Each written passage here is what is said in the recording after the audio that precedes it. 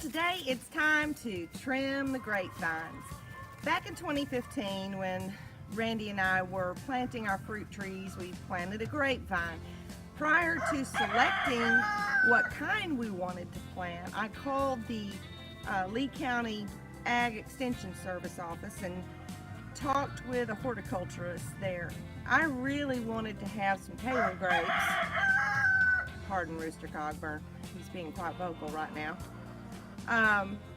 But she convinced me that this east central region of Alabama, it's pretty difficult to grow a lot of the kind of table grapes that I was interested in, because the grapes in this area tend to get something called Pierce disease over time. So she said, how much space do you have? And I really only had this 20 feet here. And she said, well, you really need to grow muscadines. They're also called scuppernogs here in the south. But with only 20 feet, I also had to select a variety that was a self-pollinator. So this muscadine vine is a Cowart variety. Now, when we first planted it, it was a 2-year-old vine. And when it came, it had a nice little root ball and a couple of really tiny little vines. So the first thing I did was select the longest vine and trimmed off all the rest. And on that longest vine, I also trimmed off any little branches. What that did was get it started going up straight and then allowing 2 branches to branch off so that we have one running that way and one running the other way. That first growing season, that's pretty much what you do. You don't do any other trimming. So your goal is to get it to go all the way to the ends. But once it reaches the end, what do you do then? Because it'll reach out and grab the chicken coop and the greenhouse that direction. So to stop it from growing, at that point, what you do is you pinch the bud off of the tip. And in about 10, 12 days, you're going to have to continue to do that again. I still do that now through the growing season. Okay, so that was year 1. So in February of 2016, that was the first winter pruning.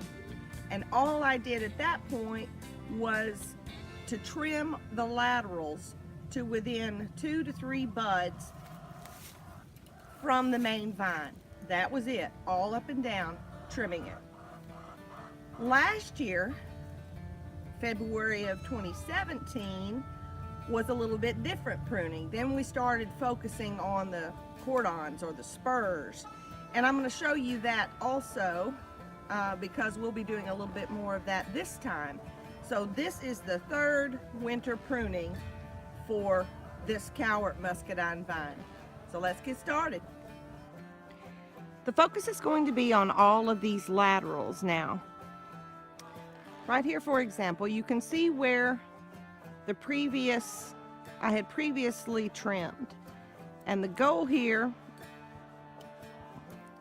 is to leave 1 to 2 buds past where I had previously trimmed it. So I'm going to cut that off and leave that 1 bud. Here, for example, I had trimmed it to right here previously. So now I'm going to trim here. I need to leave 1 to 2 buds. I'm just going to leave 1. And I'm going to go up and down the entire row doing that. That side is pruned. The reason you always want to do that, rather than pruning back to your previous season's growth, is because if you prune in the same spot every year, it tends to promote more vegetative growth rather than promoting fruiting wood. Muscadine fruit is produced off of new growth, so each winter you have to give it a severe pruning. If you don't do that, then your new growth would come out way out here at the end, and your blooms would be here, and this is where it would be fruiting, and it would be hanging way down, which is not what you want. You want your blooms to be up here nice and tight, where you'll get a lot of foliage on these laterals, which will help to ripen the fruit, and that will produce larger fruit and allow the vine to ripen properly.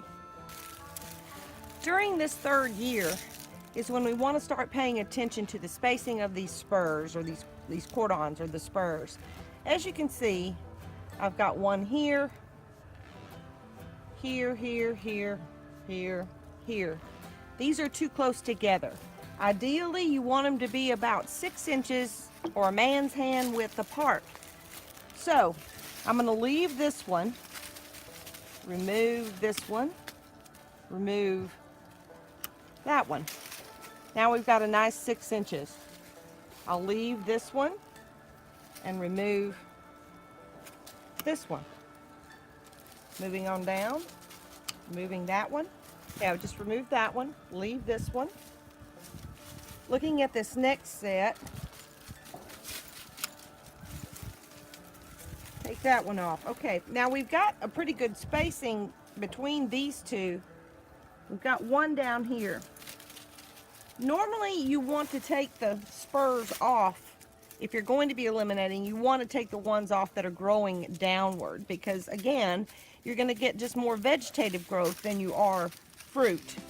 But for this year, since I've got a pretty big space, I'm going to leave this one alone. Proper spacing allows for 3 things.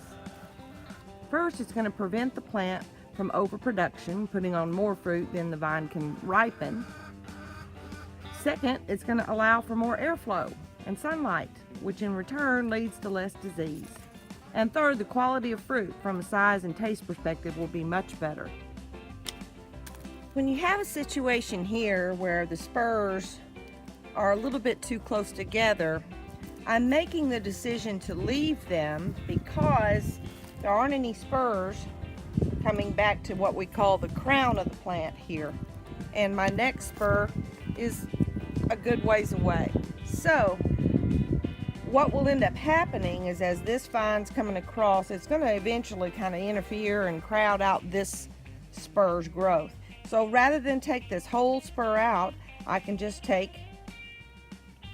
a portion of the spur out. Here's another example where my spurs are just a little bit crowded for spacing. This is not quite 6 inches. So again, rather than taking out this whole spur, I can imagine it like your hand. Rather than cutting off the whole spur, just cut off a section. So I can just trim that, and that's going to give better spacing.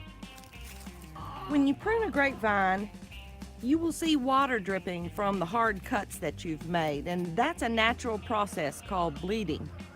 What bleeding is that throughout the winter months, whenever it rains, the root system is still absorbing water. If you imagine it like a full glass of water, you can't add any more water. So when you make these hard pruning cuts, it leaves an opening for the excess water in the plant to escape. There's nothing wrong with that. It's a very natural process, and it will not hurt the vine or the season's production. Well, that's all for now. My muscadine vines are all pruned, but stay tuned, y'all, because next up will be the other fruit trees we have on the property. We've got peach trees and pear trees and plum trees and apple trees. I need to find a place to store all my grapevine cuttings, because I might want to make a wreath. I'll have to hide them from Mr. Farmer Brown.